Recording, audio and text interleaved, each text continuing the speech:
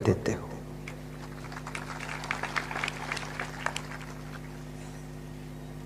कृष्ण से अर्जुन पूछ रहे हैं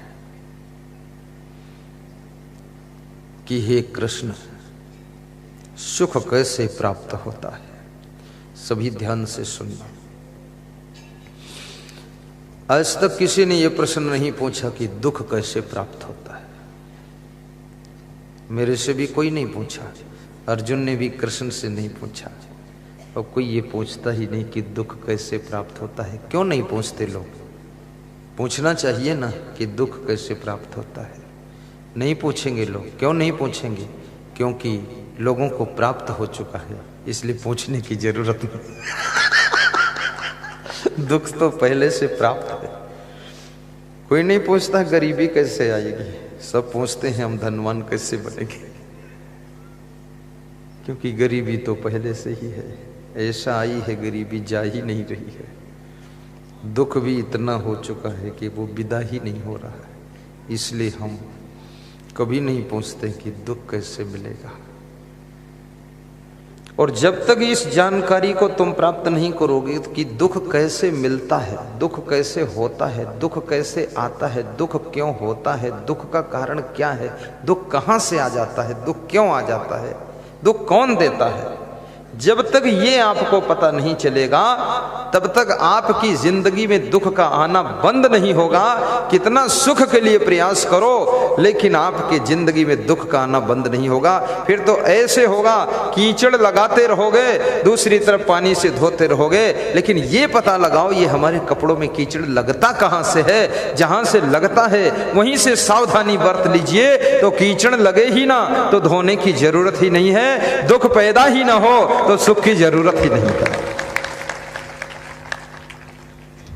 ये भी बात मैंने आज ही सोचा है। मैं भी बहुत दिनों से प्रवचन करता हूं पर ये शायद खोसियालेश्वर महादेव की कृपा है जो सोचा हूं। कालू बाबा हमारे पड़ोस बैठे हैं फोटो में, वो कालू बाबा है ना कि शिव बाबा है? खोसियालेश्वर कालू बाबा को बिठा दो। शंकर बाबा कालू बाबा दोनों अकेले थोड़ा डर भी लगता ना, एक बाबा है। कल कालू बाबा को भी यहां बिठा देना फोटो, ठीक। अखंड दीपक जल रहा है, दीप प्रज्वलन मैंने किया है। वो भक्त जी दीप लाए थे तो सोच रहे थे क्या करूं, कहां रखूं, कौन जलाएगा। मैंने कहा इधर लाओ, यहां रखो, मैं जलाऊंगा। फिर वहां रख दो, खोसियालेश्वर महादेव के पास में दीपक रख दो। संकोच लगता है, लेकिन फिर भी इस क्षेत्र के लोग समझदार हैं, काफी होशियार है लोग। बहुत अच्छा लगा मुझे। बहनों को देख रहा था, आरती का दर्शन करा रही थी। इधर भाइयों को देख रहा था, वो भी दर्शन करा रहे थे, 5-6 लोग इधर भी। और दर्शन जो कर रहे थे वो ऐसे आरती लेकर उसमें अपना दान भी अर्पित कर रहे थे। आरती का दर्शन मुफ्त में नहीं किया जाता है, आरती का दर्शन कुछ दक्षिणा भेंट करके किया जाता है। याद रखना, जब आरती की थाल में तुम कुछ अर्पित करते हो तो ये सृष्टि की प्रकृति जो है ऐसा प्रसन्न होकर आशीर्वाद देती है कि जो तुम्हारी मनोकामना है वो पूर्ण होने लग जाती है। इसलिए खाली हाथ ऐसे मत घुमाया करो, थोड़ा आरती में दान भी दिया करो, लेकिन कंजूस मन देना नहीं चाहता है। किसी किसी का मन तो ऐसा होता है कि थाली से कुछ निकाल कर अपनी जेब में रख लो। ऐसे भी लोग हैं। वो तो बहुत लोग देख रहे हैं, अगर कहीं आड़ में हो तो निकाल भी लेंगे। बहुत मन चंचल है। ई मन चंचल ई मन चोर, ई मन शुद्ध ठगहार। मन मन करते सुर नर मुनि चढ़े, मन के लक्ष्य द्वार। मन का बहुत बड़ा खेल है।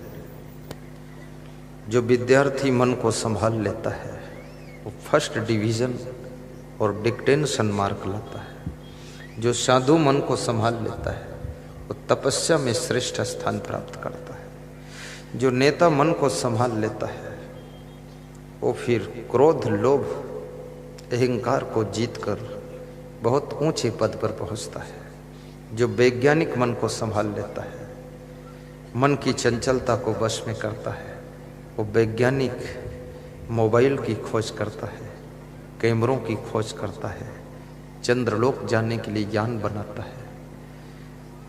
सारा खेल तो मन का है। तुम घर संभाल सकते हो लेकिन मन संभालना कठिन है। तुम पार्टी संभालते हो पर मन नहीं संभालता है। कितने पार्टियों के नेता पार्टी संभाल रहे, पार्टी के मुखिया हैं, प्रांतीय अध्यक्ष, जिला अध्यक्ष, प्रदेश अध्यक्ष और राष्ट्रीय अध्यक्ष हैं, लेकिन जहाँ मन की बात आती है वहाँ घुटने टेक देते हैं, नाक रगड़ते हैं कि हे भगवान ये मन नहीं संभल रहा है। और ये मन नहीं संभलेगा तो आपके हाथों से पार्टी भी ठीक ठीक नहीं संभल सकती है। जिसका मन नहीं संभला है वो घर भी अच्छी तरह नहीं संभाल सकता है। जिसका मन नहीं संभला है वो साधु जीवन की साधना को भी नहीं संभाल सकता है। जिसका मन नहीं संभला है वो विद्यार्थी विद्या अध्ययन में ठीक से सफल भी नहीं हो सकता है। जिस किसान का मन नहीं संभला है वो खेती बाड़ी में भी सफल नहीं हो सकता है। याद रखना, सफलता का पहला सूत्र है मन को संभाल लेना। और मन को संभालना आ गया तो किसी फील्ड में तुम टॉप कर सकते हो। थोड़ा जोरदार ताली बजाया करो, इतना मरे मराए क्यों हो। 3 दिन में तुम हमको भी निपटा दोगे। हंसना भी चाहिए, हंसना भी चाहिए, ताली भी बजाना चाहिए। हमारा सत्संग रोने वाला नहीं होता है, क्योंकि देखो रोने में हमको शर्म भी लगती है। और रोने धोने से हम इसलिए नहीं करते हैं क्योंकि घर में भी तुम रोते हो, खेत में रोते हो, दुकान में रोते हो, पैदा होते हो तब रोते हो, ससुराल में रोते हो, पत्नी रुलाती तब रोते हो। रोते रोते तो इतनी जिंदगी गुजर गई, वो हम भी रुलाएं तो हंसोगे कहाँ, तो हम हंसाते हैं फिर।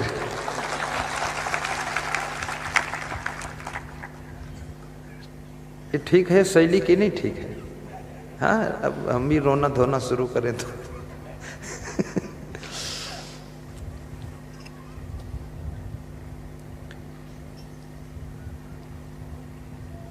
तो दुख क्यों आता है ये समझना है। कपड़े गंदे हुए तो क्यों गंदे हुए, कहाँ से गंदे हुए, कौन लोग गंदगी लगाए हैं। घर में चोरी हुई तो क्यों चोरी हुई, चोरों को गाली बात को दीजिए। आप ये सोचिए चोरी हुई कैसे, चोरी किस तरीके से हुई है, चोरी का मेथड क्या रहा है, चोरी का अंदाज क्या रहा है, चोर घुसा कैसे है और घुसा किधर से है और घुसाया किसने है और घर की खबर किसने दिया है, ये पता लगाइए। चोर को मत ढूंढो, ये ढूंढो क्या मैंने ताला नहीं लगाया था, क्या मैंने गेट नहीं बंद किया था, क्या मैंने आंगन की जाली नहीं डाली थी, आंगन खुला था, क्या मैंने छत की सीढ़ी का दरवाजा नहीं बंद किया था। चोर की गलती तो सेकंड नंबर पर बात को है, पहली गलती तो जिनके घर चोरी हुई है उन्हीं की गलती है। क्यों दरवाजा खोला रखा, क्यों सीढ़ी का दरवाजा बंद नहीं किया, क्यों ताला नहीं लगाया, क्यों आंगन में जाल नहीं डाला, क्यों आपने लापरवाही की। चोर तो गलती बात को किया है, पहली गलती आपकी लापरवाही से है। अगर आप अलर्ट रहते, सावधान, तो चोर के दम नहीं थी जो चोरी करता, तुम्हारे घर की परिक्रमा करके वापस चला जाता। कितनी महिलाओं की चैन खो जाती है, मेरे पास आती गला खुजलाते हुए, ऐसे ऐसे करती मेरी चैन खो गई। तो जब खो गई तो गला क्यों खुजला रही हो, गले में क्या ढूंढ रही हो। अब वो आधी पागल हो गई क्योंकि चैन गिर गई 10 तोला की, 5 तोला की। 1 तोला सोना कभी दान नहीं दिया और 10 तोला की गिरा के आई है। 10 रुपये दान नहीं दिया और 10 तोला की चैन खो गई है। दान नहीं दोगी तो चैन तो जाएगी ही।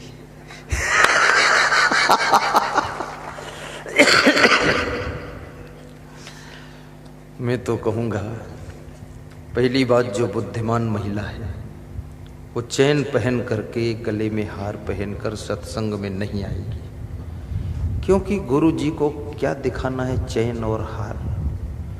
गुरु जी न चैन देखते, न हार देखते, न साड़ी देखते, न बाल देखते, न गाल देखते, और न किसी का मुंह देखते हैं, न टांग देखते हैं। तो क्या देखते गुरु जी, गुरुजी केवल आपका प्रेम और आपकी श्रद्धा और आपकी भक्ति को देखते हैं और ये कुछ भी नहीं देखते।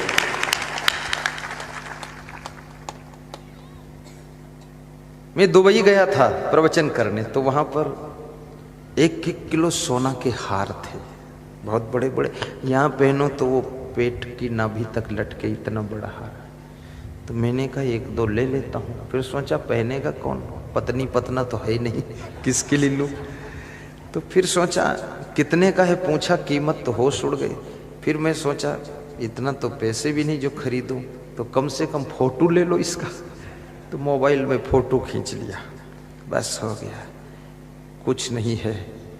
सोना में सुख होता तो मंदोदरी सुखी हो जाती। सोना में सुख होता तो सोने की लंका में सोने वाला रावण सो नहीं पाया, उसको सुख मिल जाता। सोना में सुख नहीं है। याद रखना, अपनी जिंदगी को सोना जैसे चमकाइए, चरित्र को सोना जैसे चमकाइए, कर्मों को सोना जैसे चमकाइए, तो आपकी जिंदगी में सुख बरसेगा। ये सोना चांदी में सुख नहीं है, लेकिन पहनना चाहिए। क्यों पहनना चाहिए? क्योंकि सुनारों का धंधा बंद हो जाएगा, तो वे क्या करेंगे बेचारे। पहनने के लिए मैं मना नहीं करता हूं, पहनो, लेकिन सत्संग में आओ या भीड़ भाड़ में जाओ तो घर में धर के आओ, यहाँ पहन के मत आओ। यहाँ तो आओ तो यहाँ गुरु जी की माला पहनो, दुकान से लॉकेट खरीद लो, सब इधर से पहन कर जाओ कि यसंग देव हृदय पर है, बस बात खत्म हो गई। अब अगर माला कोई चुराएगा भी तो असंग देव के लॉकेट का माला पहनेगा तो वो भी भक्त हो जाएगा, चोट्टा भी भगत ही बनेगा।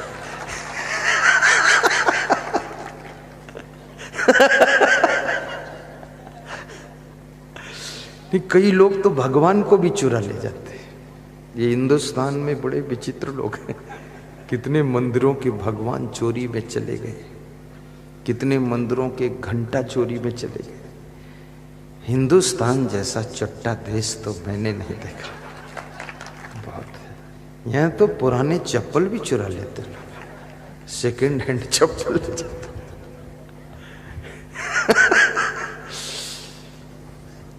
चोरी करने वाले कभी सुख नहीं पाते हैं, चोरी करने वाले कभी सम्मान नहीं पाते हैं, चोरी करने वाले कभी शांति नहीं पाते हैं। और चोरी में भय भी लगता है, और जहां भय है वहां सुख कहां रह सकता है, जहां डर है वहां शांति कहां रह सकती है।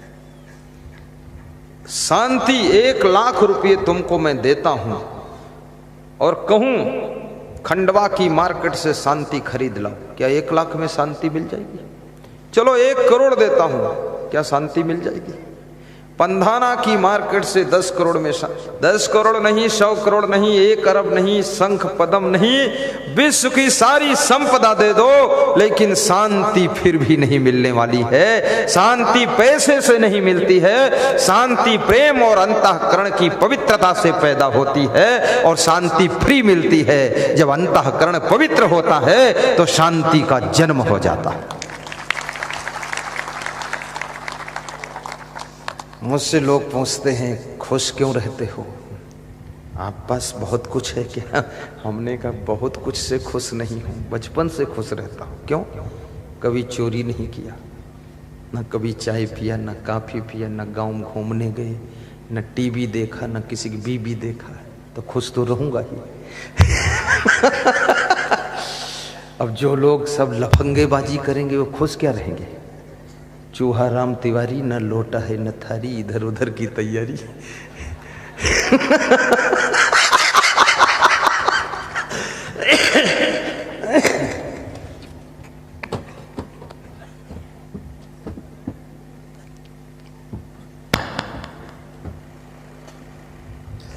बहुत बड़ी बात है।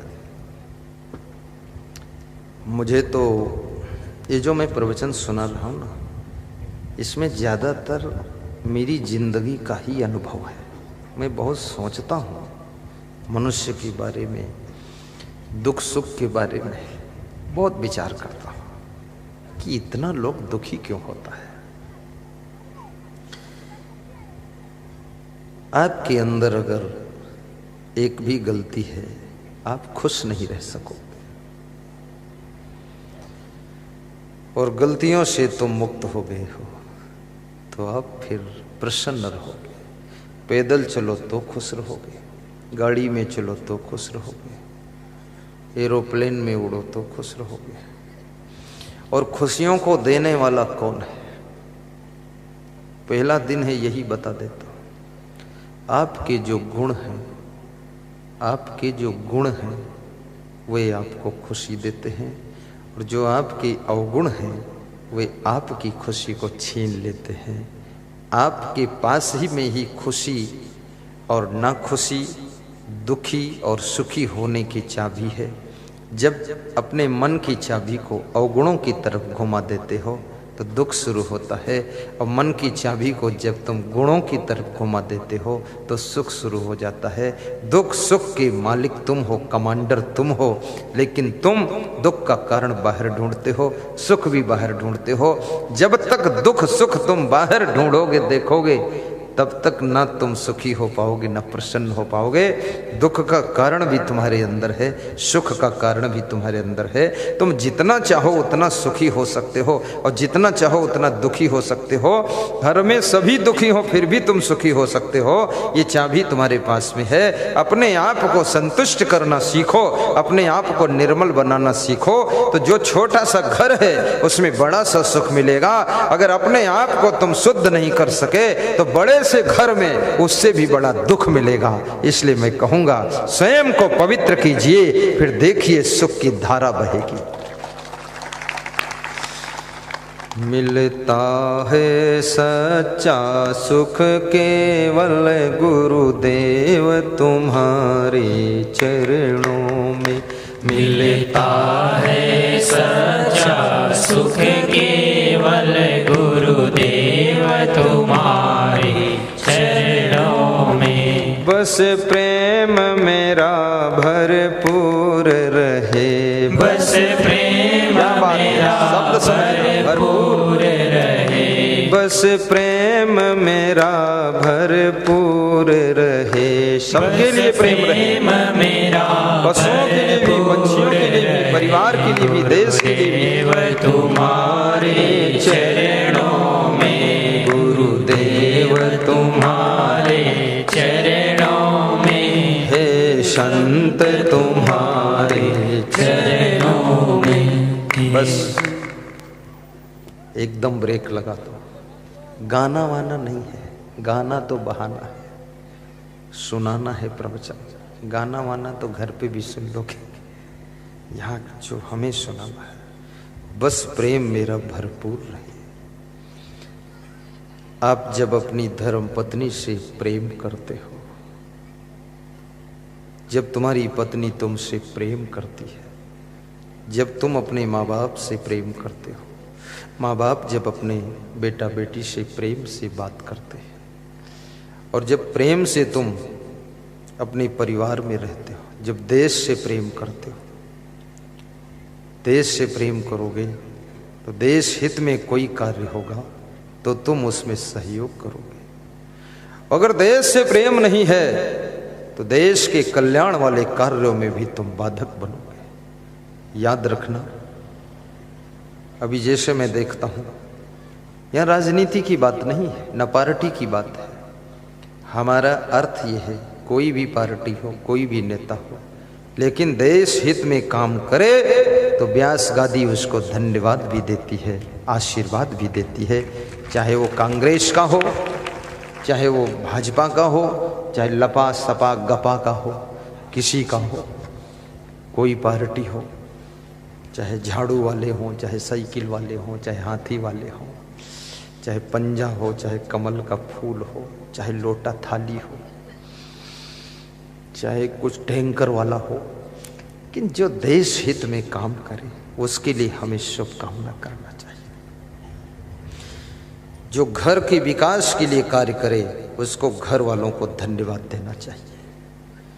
जो घर के सम्मान को बढ़ाए, घर के गौरव को बढ़ाए, उस व्यक्ति को, संपूर्ण घर के सदस्यों को आदर भी देना चाहिए, मनोबल भी बढ़ाना चाहिए और कहना चाहिए कि आप धन्य हो आपकी वजह से ये घर इतना आगे बढ़ा है।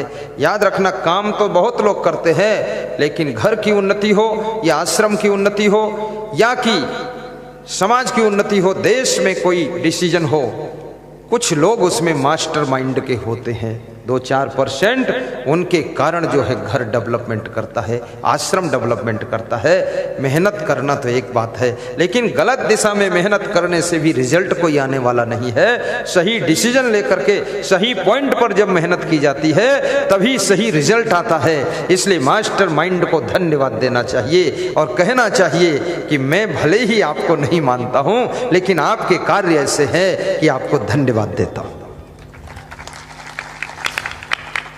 आज हमारे देश में राम मंदिर जो बनने का निर्णय हुआ, मैं भी उसके लिए खुश हूं। तुम लोग खुश हो कि नहीं खुश हो? यह पार्टी लेवल की बात नहीं है। यहां सभी पार्टी के हमारे भक्त हैं, हम किसी पार्टी के नहीं हैं। न हम कमलनाथ के हैं, न हम शिवराज के हैं, हम तो रामराज के हैं। रामराज होना चाहिए। यहाँ तो बस राम भगवान का मंदिर बन गया। ये हिंदुओं का सम्मान है, हिंदुस्तान की शान है और संत महात्माओं की खुशी है। और हिंदुस्तान की धरती पर रहने वाले हिंदू, मुस्लिम, सिख, ईसाई, जैन, यहूदी, पारसी की सुरक्षा का कवच कुंडल है जो कि राम मंदिर के निर्माण का फैसला आया। अन्यथा राम मंदिर के नाम पर न जाने कितने हिंदू मारे गए, न जाने कितने मुस्लिम मारे गए, न जाने कितना खून खराबा हुआ। अब भविष्य में वो झगड़ा सब खत्म हो गया। मोदी जी को धन्यवाद, अमित शाह को धन्यवाद। और एक और था, वो कौन, रंजन गोगोई, उसको भी धन्यवाद है। गोगोई साहब, उसका नाम भी बड़ा अजीब है, गोगोई लेकिन हिम्मत करके उसने फैसला कर दिया। और मैं हिंदुओं को भी धन्यवाद देता हूँ, मुसलमानों को भी धन्यवाद देता हूँ।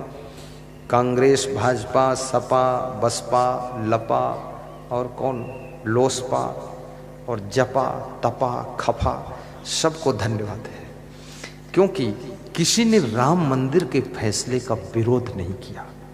मुस्लिमों ने भी चुपचाप धन्यवाद दिया, सिखों ने धन्यवाद दिया, हिंदुओं ने धन्यवाद दिया और सब देशवासियों ने धन्यवाद दिया, सब पार्टियों ने धन्यवाद दिया। राम मंदिर में कोई किसी को इनकार नहीं था। लेकिन मैं ये सोचता हूँ, जब ये प्रधानमंत्री, ये गृह मंत्री अपने पीरियड में राम मंदिर बनाने का निर्णय ले सकता है, रंजन गोगोई को ताकत दे सकता है, तो इसके पहले बहुत प्रधानमंत्री हुए थे, उन्होंने ये ताकत क्यों नहीं दिया, मंदिर क्यों नहीं बनाया?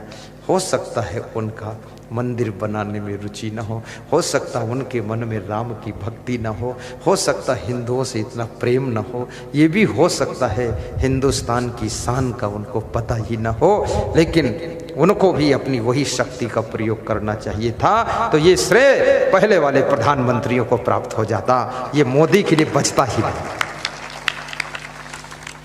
जब शक्ति में आओ, पावर में आओ, पद में आओ, तो याद रखना अपनी शक्तियों का पूरा प्रयोग कर देना चाहिए, ताकि जितने होने वाले कार्य हैं उनका श्रेय आपके खाते में जाना चाहिए। यदि आप नहीं करोगे, चूक जाओगे, तो अगला कोई आएगा, वो श्रेय को प्राप्त करेगा।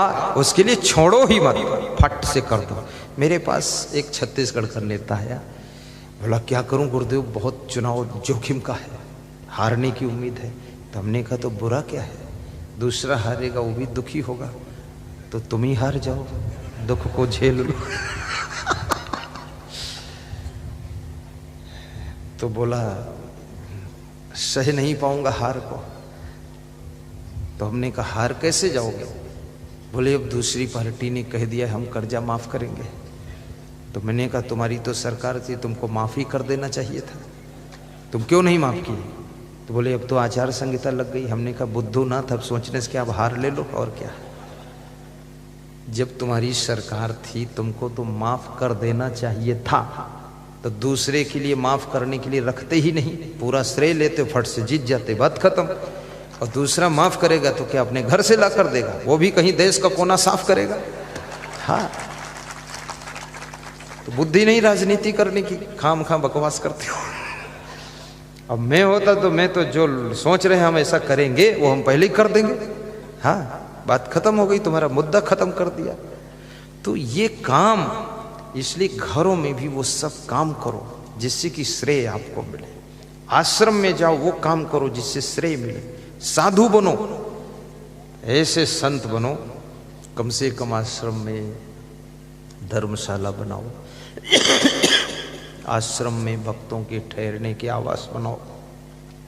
आश्रम में ज्यादा नहीं बना सकते हो, सत्संग हाल बनाओ। आलसी बनकर पड़े हो तो कोई दूसरी पीढ़ी आएगी तो फिर उसको श्रेय मिलेगा, कोई तो पैदा होगा ही कुछ करने के लिए। अभी हमारे संतों ने निर्णय लिया है, बहुत बड़ा निर्णय, कि उज्जैन में विशाल आश्रम बनाना है। अब ये हमारे पीढ़ी में निर्णय चल रहा है, ये सब पीढ़ी बैठी है, पीढ़ी इधर पीढ़ी उधर पीढ़ी इधर पीढ़ी, ये सब हमारे साथ की पीढ़ी है, हमारी सदी, हमारा युग है। अब हम कुछ नहीं करेंगे, ढीले ढाले रहेंगे, आलसी रहेंगे, खूब खीर पियो, खूब सो, तो फिर हमारे बाद जो आएगा मेरी गादी पर, वो चमत्कार कुछ करेगा तो उसको श्रेय मिलेगा। इसलिए उसको चमत्कार करे उससे पहले मैं खुद चमत्कार कर दूंगा। हाँ,